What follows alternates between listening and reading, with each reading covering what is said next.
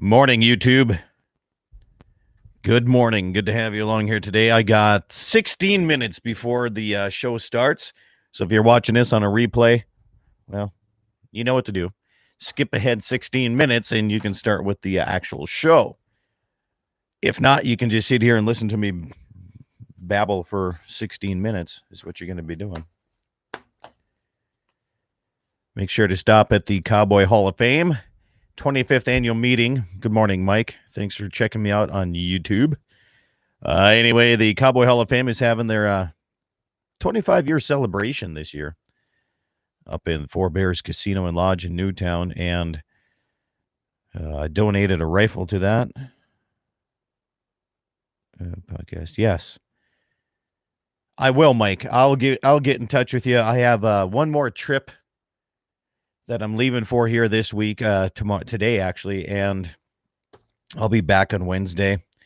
A couple bull sales going on here, but other than that, yeah, I'll get in touch with you about podcasting stuff. So I know you're the guy, man. My biggest question about podcasting is, can you podcast in actual time? That's my question. That's the question there. Can you actually do it live like I'm doing on YouTube right now? So, but anyway, back to the Cowboy Hall of Fame. You guys want to see this on the tube? There it is. Four Bears Casino, all kinds of good stuff here today. They started yesterday. Today, business meeting this morning at 8 o'clock for the members and trustees, which I'm going to miss. Rick, sorry. The vendor booth starts at 10 o'clock this morning. Nominee testimonials in the grand ballroom, of course. Lunch. The dummy roping in the event center, which is kind of cool. Adults, kids, all kinds of divisions for that. 5 o'clock social. Tonight at 6 o'clock is the silent auction. That ends. It started yesterday. It ends today.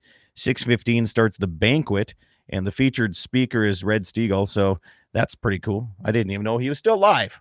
Yeah, pretty cool thing about that. And there's an auction following the banquet. Okay, now here's the thing. I'm going to call it the big prize for the auction. I donated a lever action rifle up there. I can't remember. Was that a 357 or was it? I think it was. I think it was a 357 lever action rifle. I had it engraved with the logo right there. If you're on YouTube, of course you are, because that's the only people that are watching me right now. All right. That was the logo that's laser engraved on one side of the stock. On the other side of the stock, it accidentally got put on that way, upside down for the left-handed shooters. Don't worry. If you're bidding on that, I'll make it right. All right. In fact, if you buy that rifle and you want something else engraved on it, I'll make sure it gets taken care of that way. If you want the logo, that's fine. If you want something else, that's fine. I'll make sure and take care of that too. And we'll make sure it gets done correctly. However, it was an accident and it got mistakenly put on there upside down. No big deal. So you know how that goes. But anyway, that's tonight at Four Bears. Rock Lake Coyote Hunt is going on today. All right. So I think Blake Erickson was going on there. Dakota Predator Hunter guy was going up there to do the Rock Lake hunt. Good luck with that. I hope it was out great. The Smith Saddle Butte Ranch bull sale is today at Bowman Auction Market. Travis and Rebecca, I wish I could be there. I really do, but unfortunately, other things come up. So there's just the basics of it. I hope you have a great sale. The Wassum Red Angus sale coming up next Thursday at the Wicks Barn south of Richardson. I said I was going to be there. I'm going to be one of the ringmen there. Make sure you come up, say hi to me. I hope you do. DK Red Angus sale is Saturday, March 7th. This is the first time I'm going to be attending this one up at the Sitting Bull Auction in Williston. I hope you guys come up, and if you hear me up in that neck of the woods, make sure you come up and say hi to me there too. Scott Kiefler. Been working with him. Schriefer Red Angus coming up in Dickinson at Stockman's Livestock Thursday, March 12th. I'll be there as well. And the North Dakota Fur Takers auction, wild fur auction. The second one coming up on March 21st. And that is at the fairgrounds, the 4-H building out of Bismarck. So I don't know if it's going to be a barn burner like it was the first time, but I hope it is. That was pretty incredibly crazy. It's awesome. Wherefore, it's natural and organic. I'm going to call up my guest. His name is Daryl Lease, president of the North Dakota Farm Bureau. If you're watching here on YouTube, I'm going to give him a call. Stand by.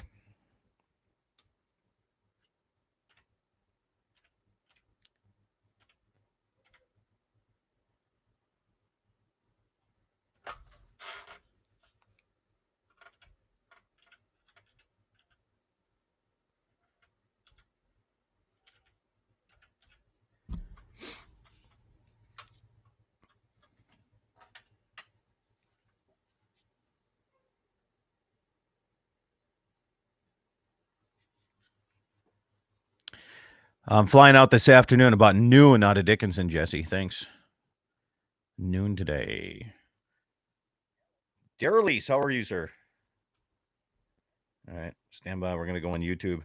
We got 10 minutes. I start early. The tube listeners. All right. Can you hear me, Daryl? I can hear you. Welcome to the YouTube family, man. Hey. So everything you say is recorded on YouTube at this moment and live. But I like to start. I start early because I can. Karen, because good morning. Karen, down in Mulbert, South Dakota. Good morning. Good to have you along with us this morning. Thanks, Karen. Daryl, have you ever been to KOLY in Mulbert, South Dakota? I have not been to KOLY. I've been to Mulbridge, obviously, but not to KOLY. They got a nice little station. They got a little cluster of stations down there. Dakota Radio Group does. But so Karen, cool. I said last year I went down fishing with Brent Chemnitz. I said, I'm going to make a point to stop in and see him and everything. So Karen met me and she takes me around, gives me the tour, and she opens up the back room and there's a whole room full of teddy bears. Locked in teddy bears. Is she holding them against their will? That's what I'm saying. It's a little bit freaky, man. And I give her a hard time about it every Saturday, but home of the teddy bear prison is what I call it. But there you go.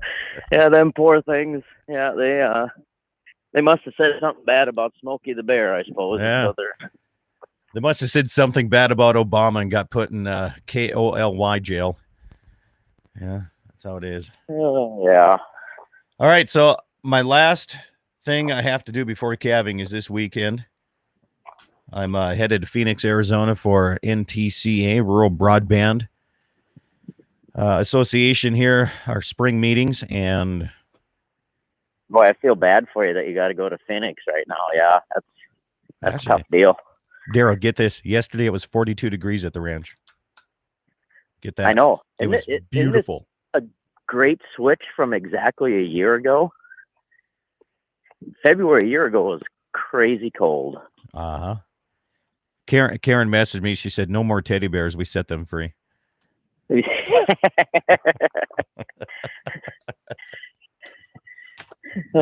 think she's lying. But no, I think there's a cover up. I think we need an investigation. I think the DOJ maybe needs to check that out. I don't think they need to check themselves out. So the first time I've been to Phoenix was the very first trip I took serving as one of the board of directors for Consolidated. And I'm not a city guy by any means. And so I got up in the morning. I think they're on mountain time down there. I'm not sure. Maybe they're on central time. I can't tell. But anyway, I was up early and I figured good time to go take a walk. Morning, Jim. Good to have you. Valentine's candy sale day. All right. Thanks, KGFX. Appreciate it, Jim. So anyway, I was walking around and I came around the corner of this one place in downtown Phoenix, and there was a newsstand, like all these like, I don't know what you call it, but like pamphlets or whatever. They were tipped over. So I sat there and I started bringing it up and putting all the pamphlets back up. And I walked around the end. There was like 15, 20 of these things. Depends on when they were. Okay. And so anyway, here's a bum sitting there, and he asked me for $1. And I said, "What did you do today?" I said, "You watched me pick up all these newspapers and pamphlets and put them back up here, and you didn't help me?" He's like, "No, man." I said, I just need $1 to get something to eat." I said, "Well, I put more work in today than you did." I said, "I want $1," because he had an iPhone. So I spent 20 minutes following him around as he was trying to get away, and I was begging for $1 from a bum because I wanted to prove a point. I don't think it works so much, but I did put more work than he did in that morning. So. A Southwest bum chasing a Phoenix bum. Southwest right. North Dakota bum Southwest chasing a North Phoenix Dakota. bum around. That's right. Hey, look at there. Oh. My wife's going out for a run this morning. She's already taken off. She's going out for a run? Yeah, she loves running. She's on ice right now. And what gets me is we have mountain lions out here, and she doesn't ever take a pistol with her. What's up with that? She thinks she can outrun them. No. Good. I don't think so, but good luck with that. Yeah, well, it's so she shouldn't carry a pistol because heaven forbid she would try and protect herself or your property. I mean, that's just you should not be allowed to do that, Scott. Isn't that something? You have to worry. They would rather see you get mauled by a mountain lion than actually take one out of season. Isn't that something? And you've got to prove your innocence. Yeah. Because they just automatically claim you're guilty. It's just ridiculous. Can we talk about that today or not? Yeah, we're going to talk a little bit. I don't have a lot of details on that topic that we're talking about, but I got the basics. Good. And so yeah, we're going to talk a little bit about that. And I think the sportsmen out there need to realize that some of the practices that go on from our government agencies, and in the case of wildlife, the North Dakota Game and Fish, might be part of the reason that there's a lot of angst out there with folks wanting to make sure that their private property rights are protected at all costs because of things like we'll talk about in your hour coming up here. And I know I talked to Jesse about this, and I know, Jesse, I know you're listening. I know you're watching. I don't know if you're in your shop or what here, but call in. Make sure to call in and talk about there's some things that are happening up in his area in Hazen that he can elaborate on, I think, Sue. So. Yeah, well, I think he's probably sitting on his couch pulling an Al Bundy or something. I don't know, but anyway. Pulling an Al Bundy. Holy cow. How long has that been married with children? and then the blonde girl, she went and got all HSUS on us. Christina Applegate. There you go. Christina Applegate, yeah. Why do Scott, riddle me this. Why does it seem that whether it's entertainers or actors, all the good-looking blonde ones end up going HSUS on us? I don't know. I don't know. You got Carrie Underwood on the music side. Well, what is there a theme there? Am I missing something? The genetics of blonde? I'm going to argue this. I'm going to argue with you because, you put Carrie Underwood and what's the other blonde girl? Oh, man. You can tell how often I pay attention to Hollywood right now. You know what I'm saying? I don't know who the heck I'm talking about, but Miranda Lambert. Okay. You put both of those girls side by side. Now, Miranda Lambert, she has a double barrel shotgun used as her mic stand. And she's a country girl, right? What I mean by country is like actual country. And then you have the other one, PETA girl. I think that Miranda Lambert is way more attractive than Carrie Underwood.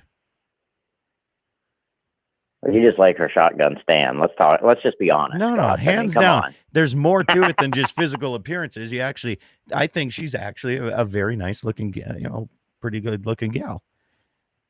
She is. No doubt about it. Miranda Lambert is a good looking gal. But I got to thinking about that the other day, and I'm going, where do these people? And all of them, I don't care whether they're blonde or not. That was just I've got two blonde daughters that are gun-loving meat eaters. So I mean, I say that, kind of tongue in cheek as a jest, because where do these people fall off the turnip truck at when they become popular? I just don't get it. Here's the thing. I think they make so much money, Daryl, that they have to spend and donate so much of it for tax reasons, of course. And where else to spend it and put it in tax reasons and, organizations like that. Well, and if you got ASPCA running ads all the time, look at this poor puppy that we locked in this cage and purposely didn't take care of for a while. So it looked sad and it looked hungry and it looked abused. So we could run a video instead of actually taking care of the thing. So we can scam you for some $19 a month, Have you ever heard my prairie dog ad? Did you ever hear that? I did. Yeah. Yeah. I got in big trouble. I mean, big trouble. Hey, we're 30 seconds away. Okay, Marty Beard says, Daryl, they probably aren't true blondes, and you never seen them without makeup. I wasn't going to go there. I was thinking it, Marty, but. All right, stand by, man. 15 seconds. I'm going to turn you down here. Stand by. 10 seconds. Stations, 10 seconds right now. 10. And 5.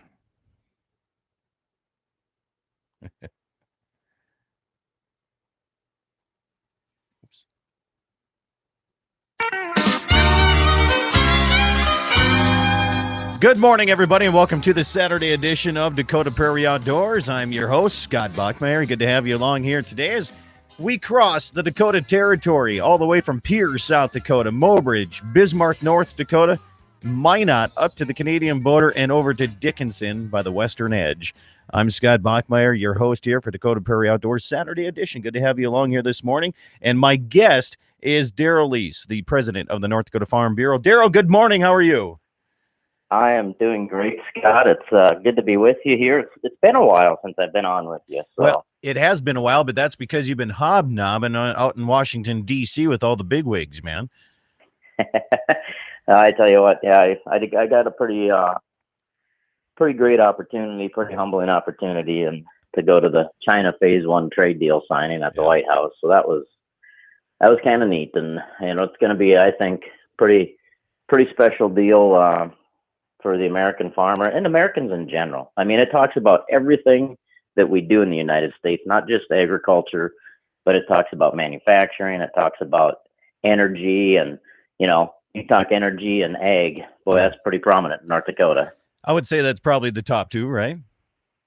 Hands down the top two, and I don't know if there's a third that even makes it on the radar after those two. Let's be honest about it. That's the drivers. Ag number one, energy number two in our state. Yeah.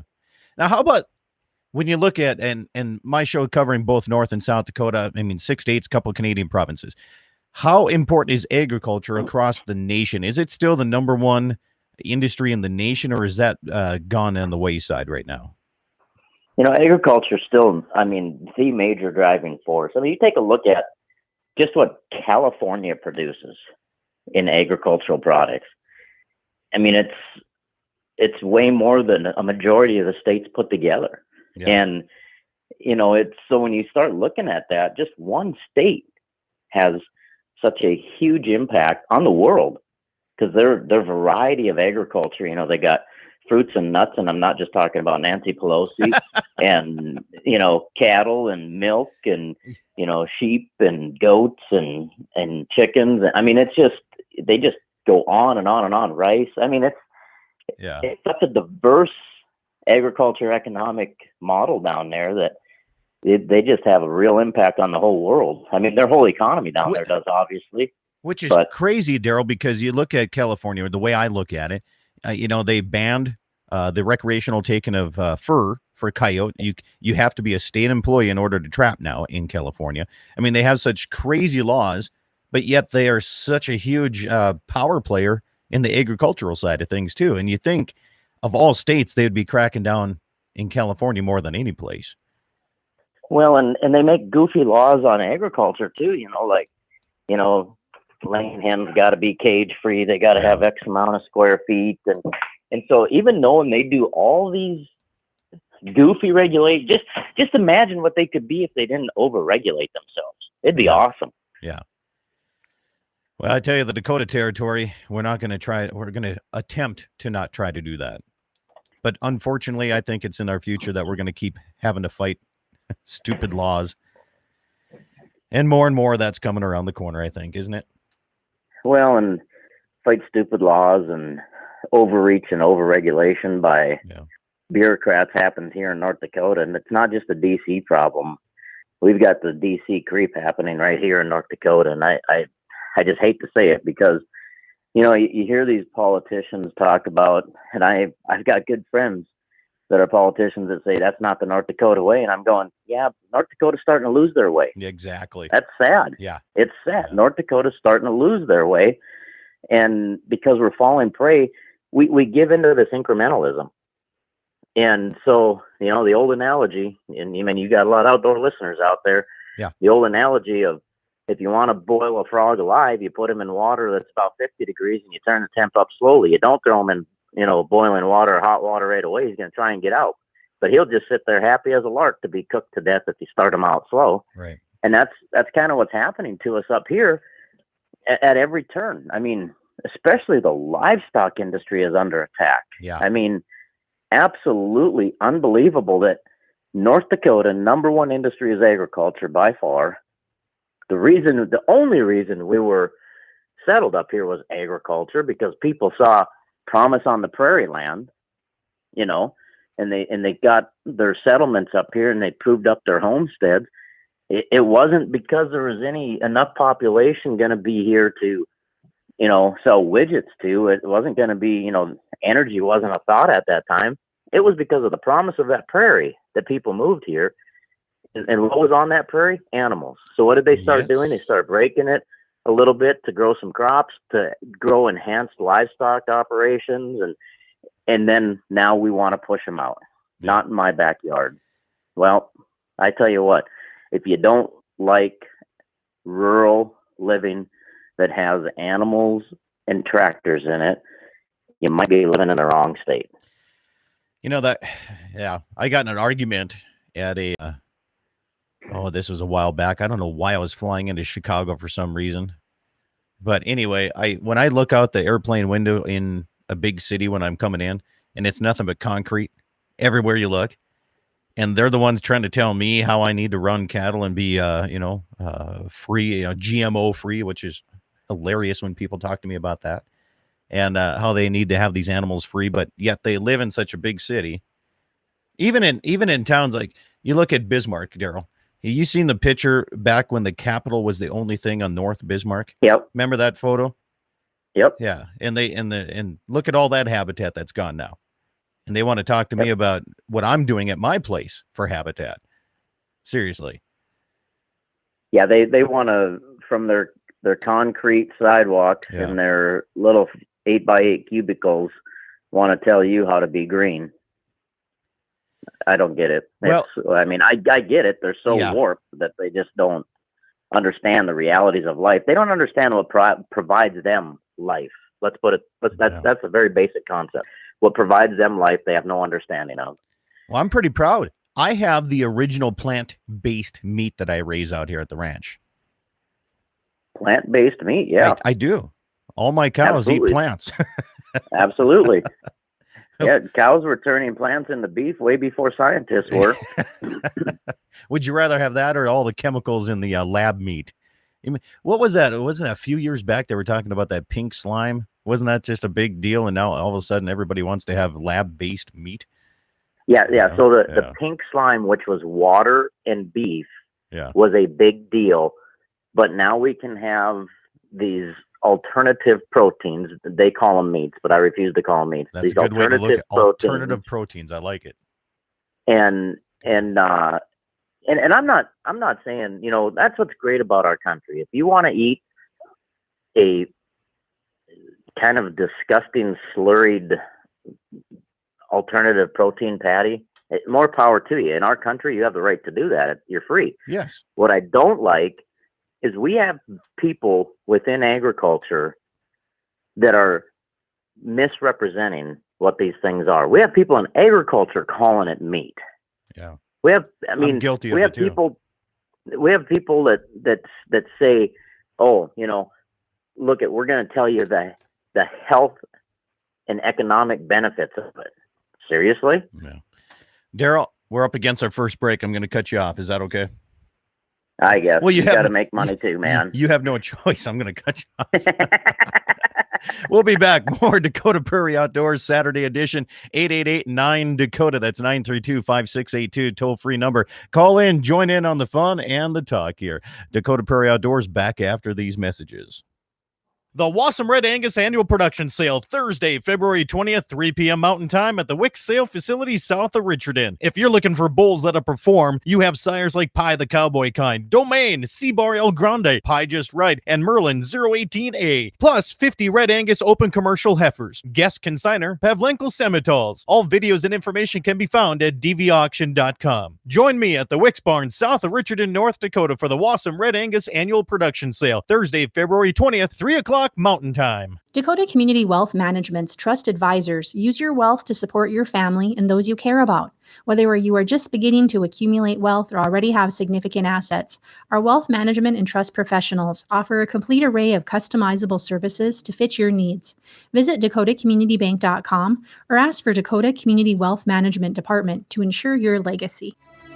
Are you tired of all the BS? Well, you don't need to worry if you're running Smith's Saddle Butte Ranch bulls in your herd. 33 registered yearling Angus bulls selling Saturday, February 15th, 1 p.m. at the Bowman Auction Market.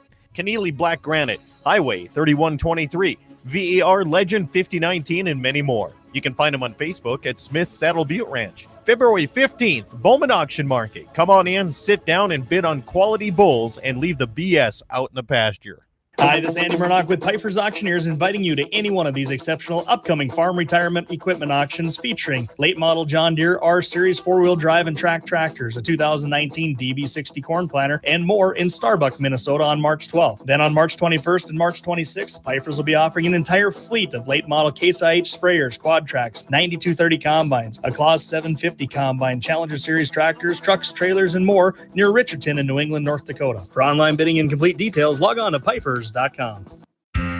Cattle producers, it's time for the Schriefer Red Angus Production Sale, Thursday, March 12th, 1 p.m. Stockman's Livestock, Dickinson, North Dakota. Selling 25 2-year-old bulls and 35 commercial open heifers. Videos and information can be found online at SchrieferRedAngus.com. Docile dispositions and bulls anybody can use. Make sure you attend the Schriefer Red Angus Annual Production Sale, Thursday, March 12th, 1 p.m. at Stockman's Livestock, Dickinson, North Dakota.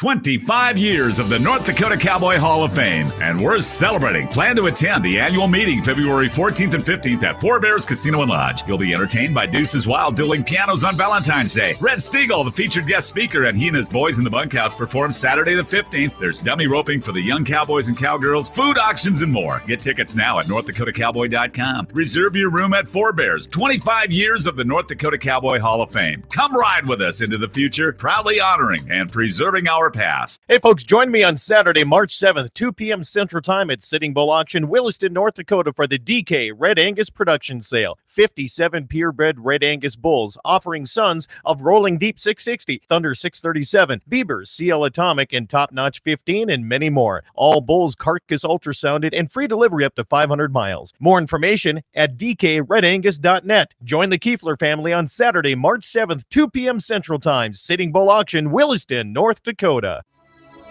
Cattle producers want bulls with good dispositions while they cover ground in females and stay healthy. Smith's Saddle Butte Ranch takes pride in offering 33 registered yearling Angus bulls that'll fit your operation. Join Travis, Rebecca, and their family Saturday, February 15th, 1 p.m. at the Bowman Auction Market for their annual production sale. More information can be found on their Facebook page. Smith's Saddle Butte Ranch, quality bulls without the BS. Western Frontier Insurance. Agents that understand you, your needs, and the community. Whether you're looking for coverage on your farm, ranch, home, or auto, you can trust that Western Frontier Insurance will find you a combination of price and coverage that works for you. No fancy jingles, no talking boxes or animals, just good neighbors helping to keep you covered. Western Frontier Insurance. Offices in Hazen, Washburn, and Wilton. The Wassum Red Angus Annual Production Sale, Thursday, February 20th, 3 p.m. Mountain Time at the Wick Sale Facility south of Richardson. If you're looking for bulls that'll perform, you have sires like Pie the Cowboy Kind, Domain, Seabar El Grande, Pie Just Right, and Merlin 018A, plus 50 Red Angus open commercial heifers. Guest consigner, Pavlenko Semitols. All videos and information can be found at dvauction.com. Join me at the Wicks Barn south of Richardson, North Dakota for the Wassum Red Angus Annual Production Sale, Thursday, February 20th, 3 o'clock Mountain Time. The Pavlenkos. All right, stations. We're going to be on 5 seconds on Mark. 5 seconds.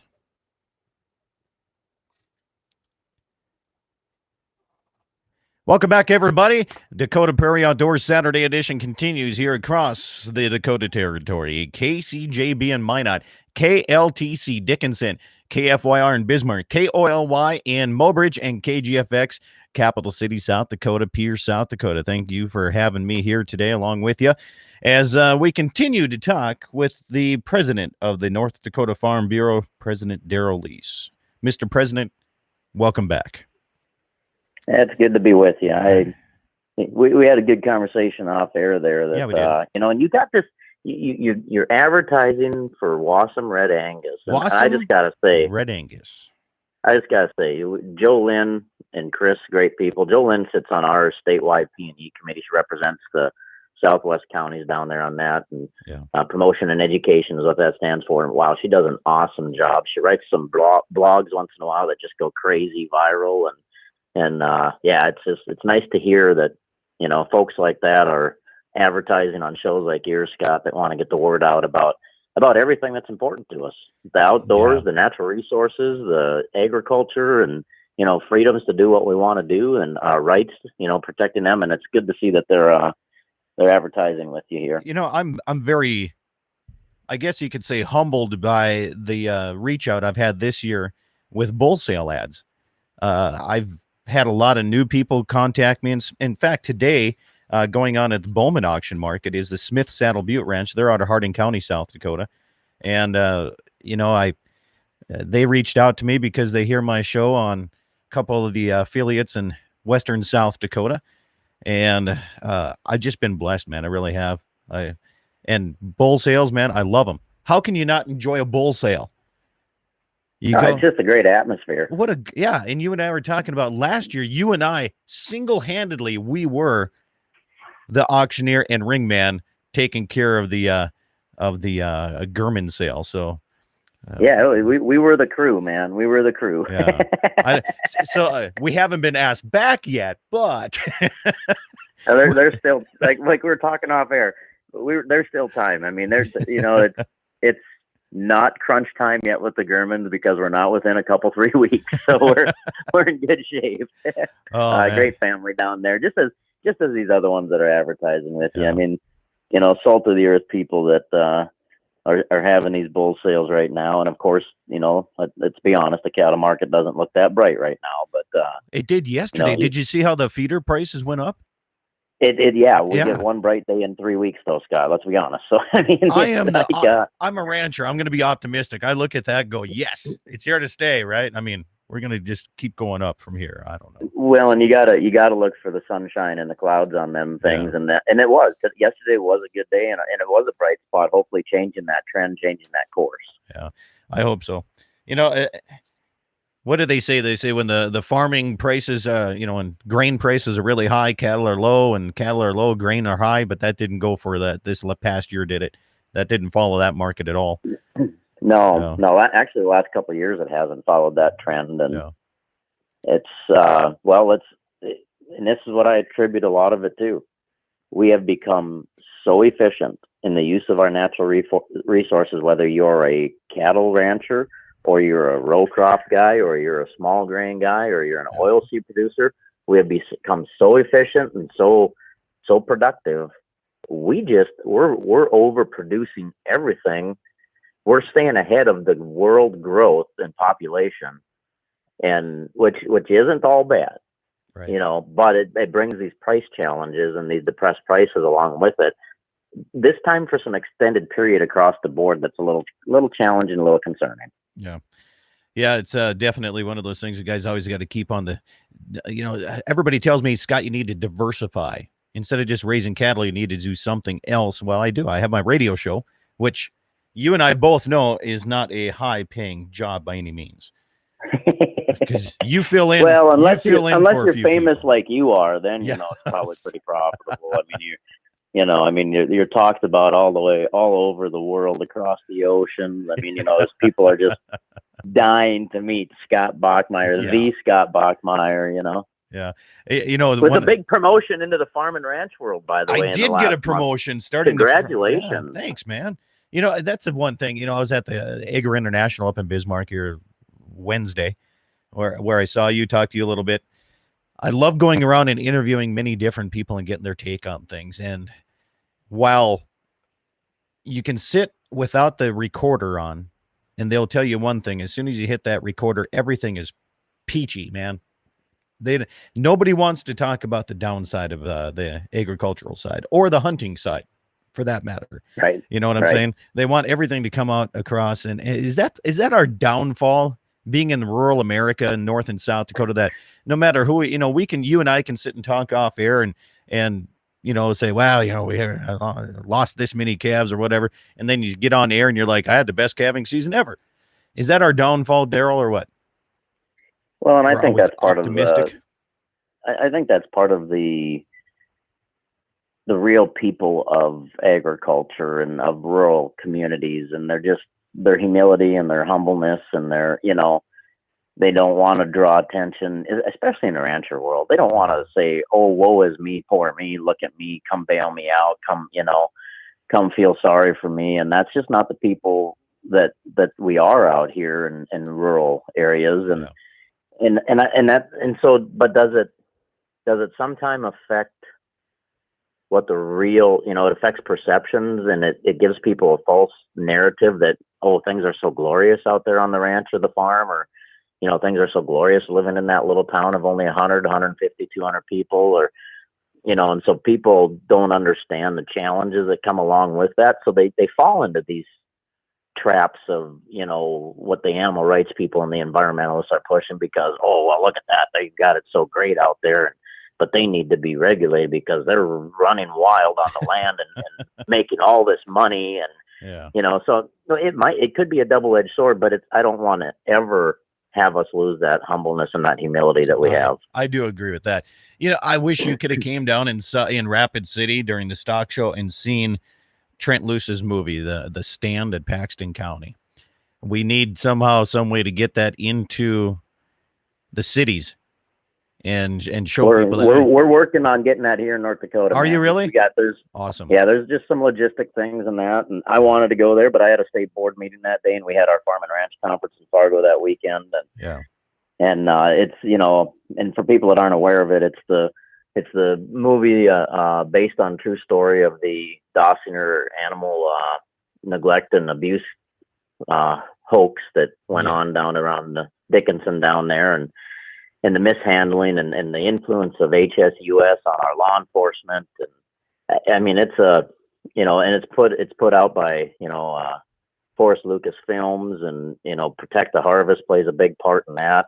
If anyone doesn't know who Protect the Harvest is, it's someone that every agricultural person should be making a donation to, because they are trying to protect our rights out here on the land, whether it's animal ownership, whether it's the right to run a tractor in your field, whether it's the right to own a cat and dog. Because, folks, if you're pet people and you think HSUS and ASPCA and Animal Legal Defense Fund and all them are in your favor, you're wrong. You're mistaken. You need to support real, true activist organizations for freedom, and Protect the Harvest is one of them. So there's my shameless plug for Protect the Harvest.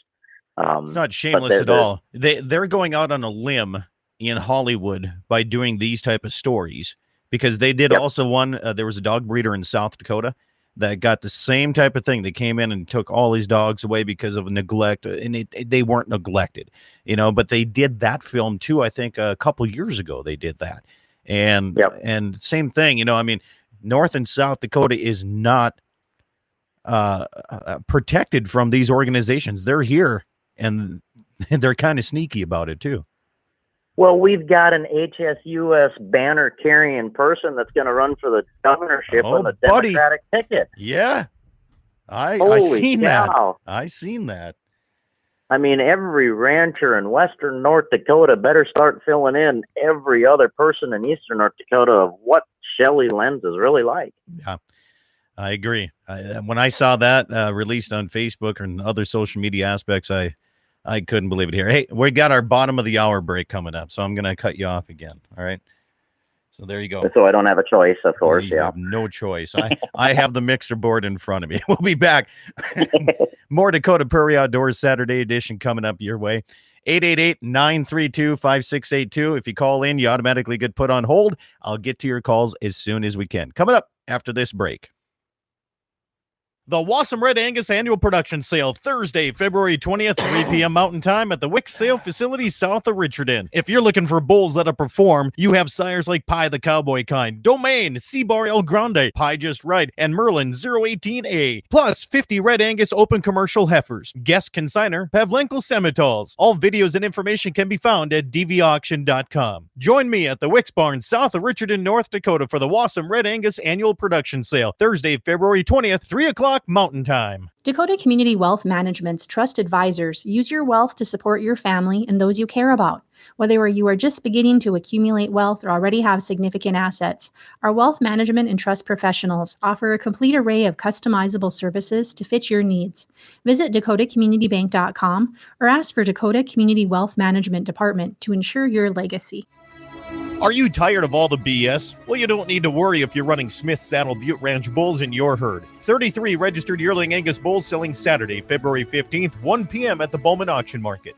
Keneally Black Granite, Highway 3123, VAR Legend 5019, and many more. You can find them on Facebook at Smith Saddle Butte Ranch. February 15th, Bowman Auction Market. Come on in, sit down, and bid on quality bulls and leave the BS out in the pasture.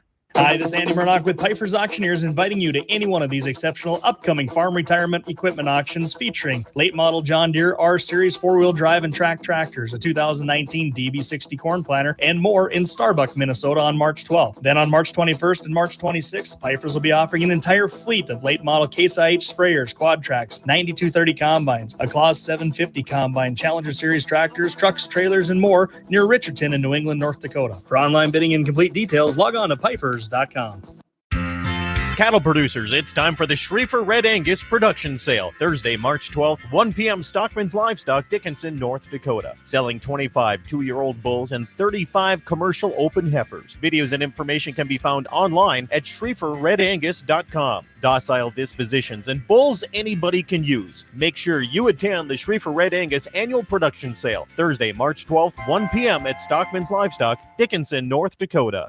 25 years of the North Dakota Cowboy Hall of Fame, and we're celebrating. Plan to attend the annual meeting February 14th and 15th at Four Bears Casino and Lodge. You'll be entertained by Deuce's Wild dueling pianos on Valentine's Day. Red Stiegel, the featured guest speaker, and he and his boys in the bunkhouse perform Saturday the 15th. There's dummy roping for the young cowboys and cowgirls, food auctions, and more. Get tickets now at NorthDakotaCowboy.com. Reserve your room at Four Bears. 25 years of the North Dakota Cowboy Hall of Fame. Come ride with us into the future, proudly honoring and preserving our past. Hey folks, join me on Saturday, March 7th, 2 p.m. Central Time at Sitting Bull Auction, Williston, North Dakota for the DK Red Angus Production Sale. 57 purebred Red Angus bulls offering sons of Rolling Deep 660, Thunder 637, Beavers, CL Atomic, and Top Notch 15, and many more. All bulls carcass ultrasounded and free delivery up to 500 miles. More information at dkredangus.net. Join the Kiefler family on Saturday, March 7th, 2 p.m. Central Time, Sitting Bull Auction, Williston, North Dakota.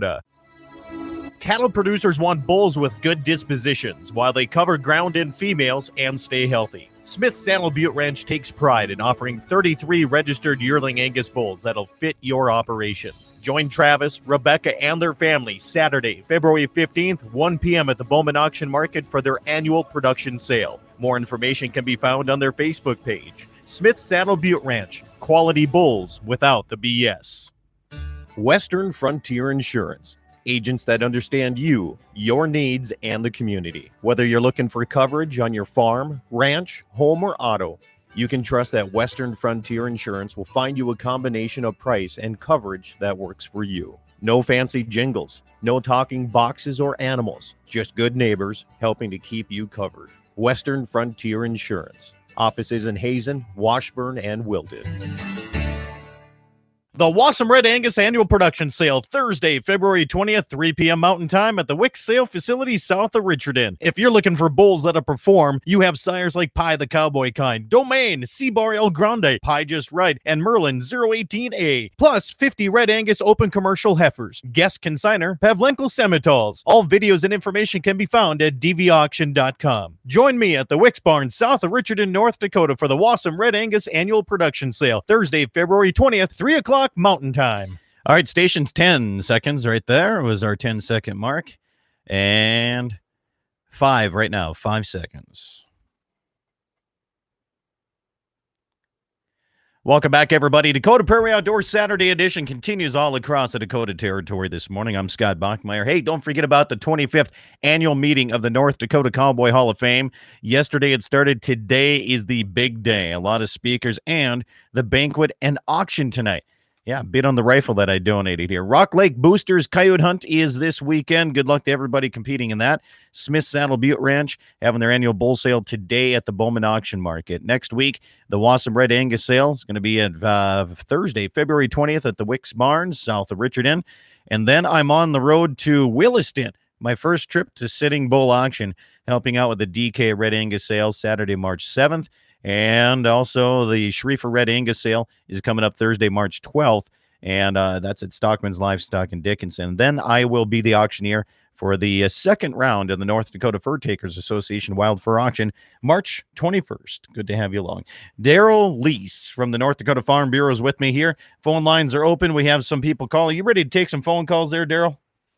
I sure am. It's I'm kind of shy on answering questions, Yeah, so I don't know, but... right.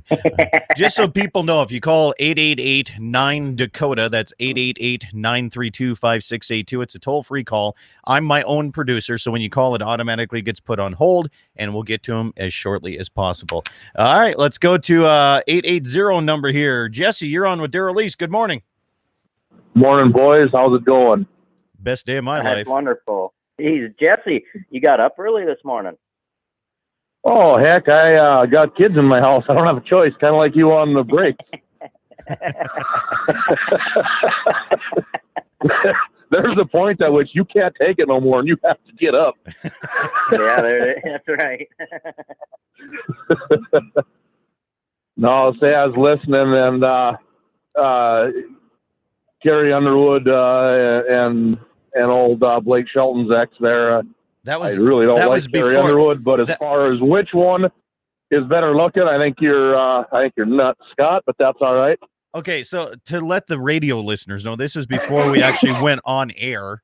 Okay, that's right. Yeah, this was just the YouTube side only. You can go back to Dakota Prairie Outdoors Radio and look at that. But we were just well, now you'll have a bunch of views since he teased that for you, Scott. Well, I hope so.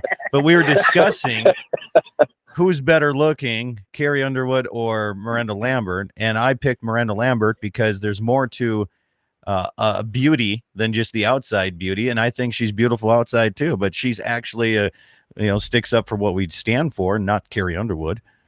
So there you go. I agree with Daryl's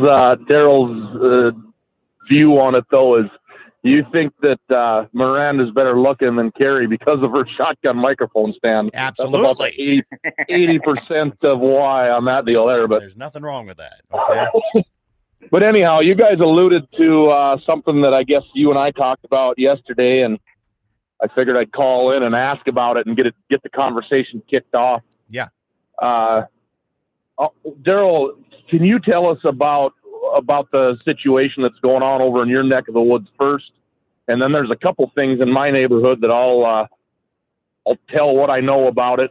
And you talk about the good and bad side of government agencies sometimes. I think we got a real good example of it here in these two or three things. Yeah, so you get up, it's actually quite a bit further north and east of me up here. But Okay. and I haven't got all the details on it yet. I've been playing phone tag with the gentleman that it happened to, but there was a gentleman that had to take care of a moose issue in his farmyard, his ranch yard, that was in harassing his cattle and his bulls and causing damage. And well, I mean, literally chasing them around and, smacking them with his paddles of his horns and antlers there, and so long story short is this gentleman tried to get a hold of Game and Fish for assistance to help solve this issue several times, never heard anything back. So he had to take care of it himself, like we should be able to, right? Protect our private property. And he shot the moose, and game warden shows up. He even helped the game warden load the moose in his back of his pickup. He wasn't trying to hide anything, and game warden wrote him a $2,500 ticket and wanted to take his gun, and for protecting his private property. And so when I get more details on that, Scott, we'll probably get together again and discuss this thing at length. But that's the real ugly of our bureaucratic system, the real overreach. Right. Of, the guy tried to follow the right steps, and he gets punished for trying to follow what was perceived the right steps. It's just going to drive more of these things underground. It's just going to be the 3 S's are going to start showing up more: the shoot, shovel, and shut up. And instead of having daylight behind why things happen, we're forcing people to go underground with this stuff. All that this overreach does. And if this case is true, like it seems to be from all accounts that I can find outside of, yet being able to visit with this gentleman directly, and then we're going to find this out. And if it's even a hint of truth in it, I am so ashamed of our North Dakota Game and Fish, and they should be hanging their head for something like this. Well, it's kind of funny, this falls right into something that Scott and I have worked on continuously forever, and that's dealing with predators. The Game and Fish always goes back to the Century Code. Well, the ranchers have the right to do anything they want in the Century Code. You can use 10 billion candle power spotlights. You can do basically anything you want to protect your herd, and it's in the law. But yet this guy has a moose in his cattle, whacking his cattle with paddles and chasing them around, and then he takes care of it, and then he gets a fine. I tell you what, it's things have been more and more contentious over the years. But in the same breath, I can say this: I've got 2 different situations up here in Mercer County. One was just in the news in the last 10 days, and one of them was during deer season. We had a gentleman up here hunting and shot a buck out the window of his pickup on posted land, and a deputy sheriff watched him do it from his private pickup. Called it in. Game and Fish came, so he's going through the process now of either getting incarcerated on this or not. Multiple offense individual. If he doesn't get the book thrown at him, we've got an issue with the Game and Fish not enforcing the laws that they should be. And just a couple weeks ago here, there was a illegal snare set on private land of a corporation. The Game and Fish decoyed that snare with a dead coyote with a radio transmitter in it. It was right in the news. That's what they did. They followed to this guy's house. He showed him the coyote. He's like, yeah, here's the coyote. They dug the radio transmitter out. They hit him for illegally trapping on posted land. Well, then in the meantime, they searched his property, and according to the Bismarck Tribune article, they found drug paraphernalia, pipe bomb, and all kinds of stuff. So, I mean, the Game and Fish is out there doing their job and doing good things in situations like this, catching criminals, doing things against the law.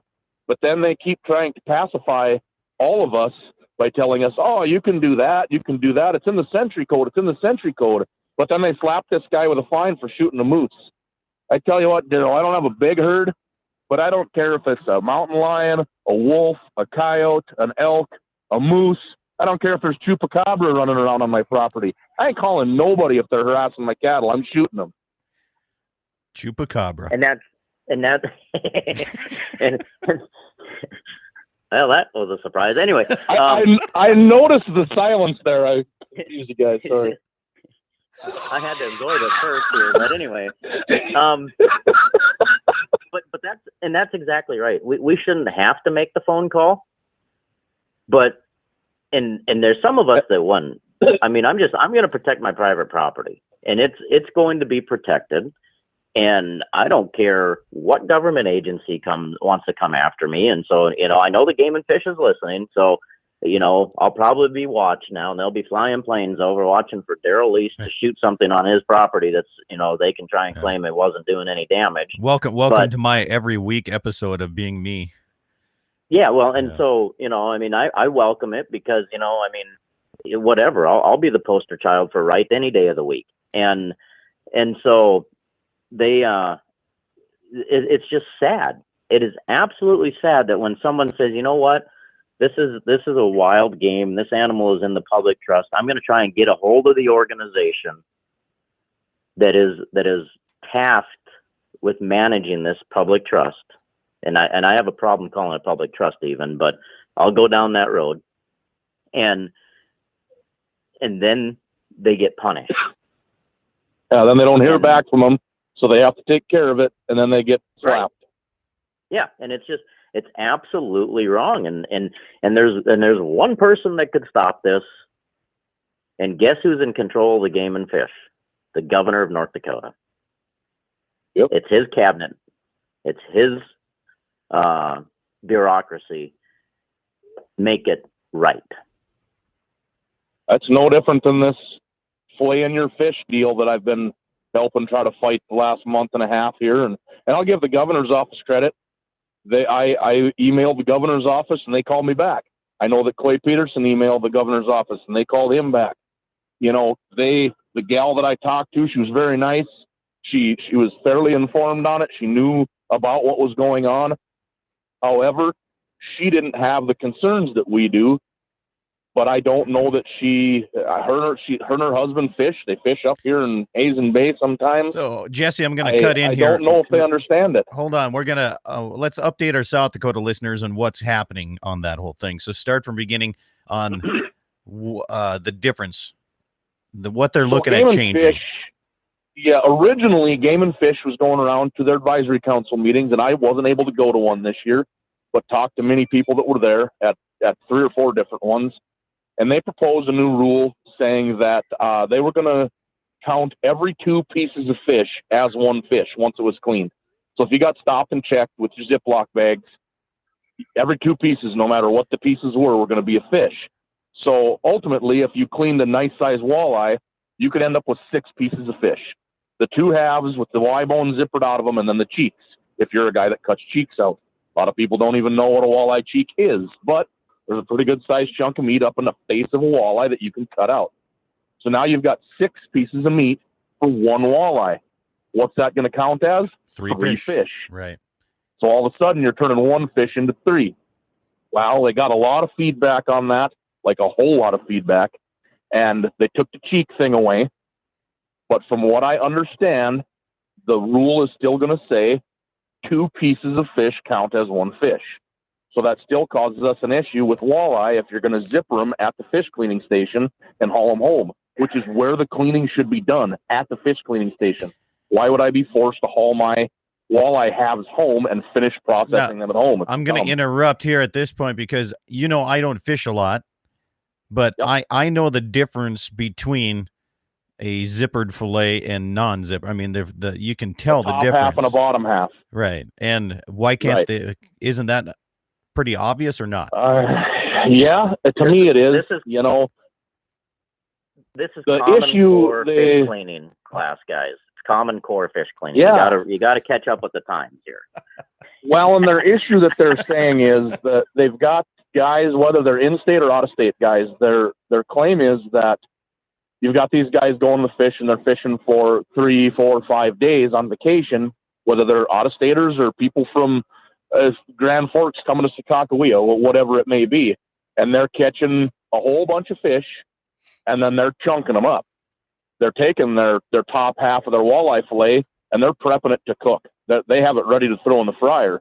So that top piece of fillet they're cutting into 5 chunks and putting it in a Ziploc bag and freezing it. How are we supposed to decipher that? Okay, I get that argument. Yeah, but instead of just having a common sense rule, they go all the way to 2 pieces of fish. But didn't they say that they're trying to be more like South Dakota, because South Dakota, that's how it is down there. Because when we go fishing in Mobridge, all the surrounding states are that way. Yeah, and I don't know if they are or not. I know that we have to as out-of-staters, but I didn't think in-state people had to leave their fillets intact. But I don't know that. I was going to call Brent Chemnitz. Yeah, and I haven't had a chance. Wait a minute, guys. Wait a minute. We need to address the real issue that you just mentioned here. they're trying to be more like South Dakota. So since South Dakota does it, it must be good. You know what? I'm going to. Oh, I know where this is going. I'm going to hold them to their feet to the fire. Then we should consider all land posted just as South Dakota does. I knew you were going to go there. That's kind of why I brought it up. I've got to support this now because, doggone it, they're finally on the right track on things. Yeah. You know, and we're just talking walleye. You take somebody that's a northern fisherman. We've got a lot of guys up in this country that they don't fish walleye. They fish northern. They're bigger fish. If you catch them at the right time of the year and clean them right away, the meat is just as good, if not better. You take a northern and you use the no-bone fillet technique, you get 5 chunks of fish off of 5 big pieces of fish off of a northern. So now this one big northern I caught turns into 2.5 fish. It's going to cause an issue. It sounds like they're still going to push some version of it through. The final version that I was emailed through the grapevine that supposedly is going to be in the new proclamation, it says 2 pieces of fish. It's going to cause a world of problems. So I guess we'll see what happens. Yeah. But that's neither here nor there. We're talking about big game, okay, and this guy with the moose, I don't know. I got a text message, Jesse. It says Chupacabra and never this far north. It would most likely be a Sasquatch or a dogman attacking your cattle. That's got to be right. Marty Beard. It was, yeah. Isn't that something how we can tell? Yeah, exactly. Isn't that something how you call that one, Daryl? Oh, yeah. Well, I appreciate great guy. You talk about defenders of our individual freedoms and rights, man. There's a guy that lives them wholly, truly every day. Yeah. Yep. Well, I appreciate the call, man. Daryl, on that. Yeah, keep us up to date on that. It's surprising how that has not hit the news media yet. Well, so let's segue. Let's segue a little bit here on protecting your private property rights by shooting something. And Scott and I talked about this a little bit off air. But there's a community, Oberon, over in that Devil's Lake area over there, that was trying to create an ordinance to put a rancher or two out of business. That their ranch actually is right on the edge of town, so it's partly in the city limits and that. And so there's rules and laws and case study in the state that shows that you're grandfathered in these things. But they made an ordinance in December that said you can't have livestock within city limits, period, or whatever it said. But it was eventually going to put these ranchers out of business. And this all started from him protecting his livestock. And if I got the story straight here, it was overshooting a dog. Actually, it was overshooting 2 dogs. From what I understand, the first dog that was shot, everyone was happy about because it was causing issues everywhere else. The second dog was some probably a little lap dog, I don't know. But I mean, the second dog caused some angst when he had to take care of that, I believe. And so because he protected his private property rights, which I guess there's people in Oberon that don't believe you should be able to protect your private property rights, they're coming after him, trying to put him out of business. And so now he's having to have legal bills to fight this. Even though case law is on his side, he's still got to spend money to fight this thing, to be able to ranch where his grandfather had cattle for decades. His dad had cattle, and now he's got cattle. Mm-hmm. This is getting out of hand on private property rights issues.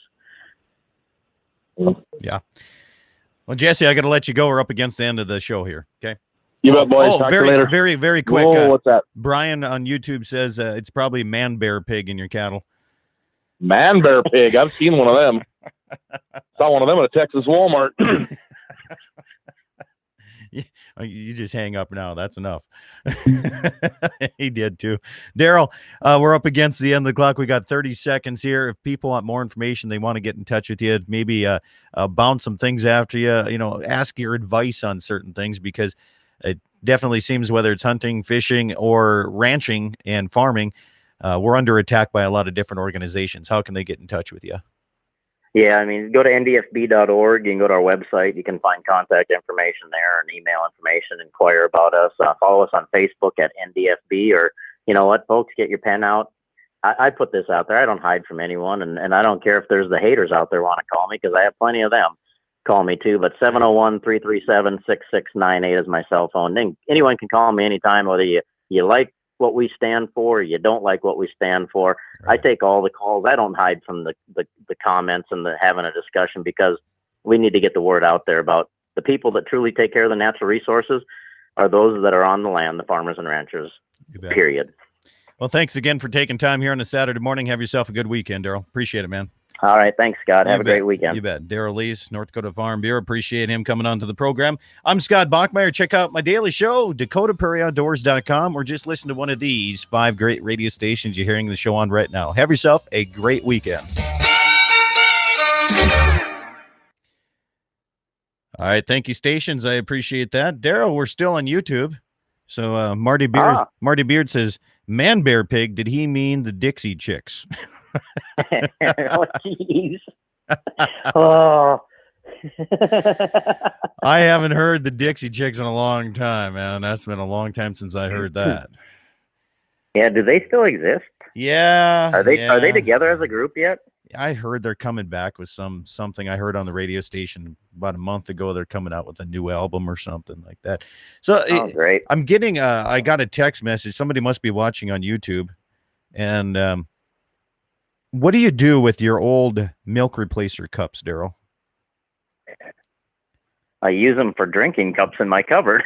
That's exactly what I'm using this morning to drink my anti-coronavirus thing here is a milk replacer cup here, and I'm getting a hard time. They're like, you can't afford something better? Yeah, I can. I just like the plastic milk replacer cups because I paid, $50 for that stuff. I'm going to use the cup. Exactly. I mean, we've got them going back. We got these yellow ones that used to come in. I think it was the GTA ones way back in the day. They're still in the cupboard at the farm here being used, just, as good as the day they were. Burleigh County just messaged. Burleigh County, Friends of NRA, February 22nd, Bismarck Eagles. Somebody just messaged me, or Steve did. So there you go. Next weekend. Yeah, it is already. Yeah. I'd be more than happy. See, why don't people, it's a toll-free call. Why don't people call in and just want to do that on the air themselves? Maybe I should do that just one time. Just say, okay, I have 0 guests. It's up to you to call in and keep the conversation flowing. Otherwise, we're going to talk about how hot Miranda Lambert is. Well, some guys might not call in. They're just going to say, hey, we want to hear this. Yeah. You might want to pick a different topic. Well, I mean, there's plenty. That's just one that came off top of my head, evidently, Oh, man. Yeah, well, good enough. I suppose I better go out and get feeding done here and get ready to head down to the NTCA meetings. Autonomous farming and autonomous ranching is where it's going to go, Daryl. Did you know that? And I want to be the first person with a smart saddle so I can open and close gates and sort cattle on horseback and do all the gates immediately from saddle. That's my goal. Well, you know what? You should work on developing that. I have, but I am not smart enough to figure it all out. But I have Wi-Fi across the entire ranch right now. Really? Well, okay, so I have the cow camera out so I have it mounted to the shop and overlooking that one corral that I calve heifers in. Well, I talked to talked to my IT guy. I'm like, is there any way I can get, what's the deal getting Wi-Fi out in the shop so I can actually look up, like when I had to change the idler pulley on my skid steer, what the torque specs were on those bolts. And he's like, yeah, all you need is this and this and just plug it in. You already have Wi-Fi over to your camera. You might as well just do this. And it was just click that easy, man. It was really simple to do it. So now I have Wi-Fi right in the working corrals too. So I should be able to do this, but I don't know how to make the hydraulic cylinder on gates link up to like either my phone or something else to where I can run them quick and efficiently. I mean, there's going to be lag time, and I don't want lag time. Yeah, well, it's immediate gratification world. It is. But you know how it is when you're sorting certain things you want it done right now? Yeah. Yep.